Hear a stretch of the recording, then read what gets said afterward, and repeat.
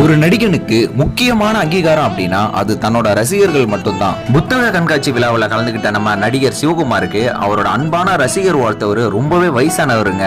சால்வை போத்தலாம் அப்படின்னு கிட்டக்கு வராரு. சால்வை போத்துற டைம்ல அதை புட்டிங்க உடனே கீழே தள்ளுறாரு. இதெல்லாம் எவ்வளவு பெரிய அவமானமான விஷயம். இது மட்டுமா, இதுக்கு முன்னாடி ஒரு ரசிகர் வந்து ஆசையா செல்ஃபி எடுக்கலான்னு வந்திருக்காரு, அதையும் தட்டி தூக்கி எரிஞ்சிட்டாரு.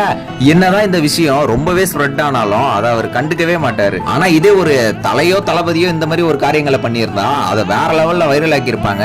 எம்ஜிஆர் மாதிரி மக்கள் மனசுல நானும் இடம் பிடிக்கணும்னு நடிகர் விஜய் வந்து நிறைய விஷயங்கள் மக்களுக்காக பண்ணிட்டு இருக்காரு.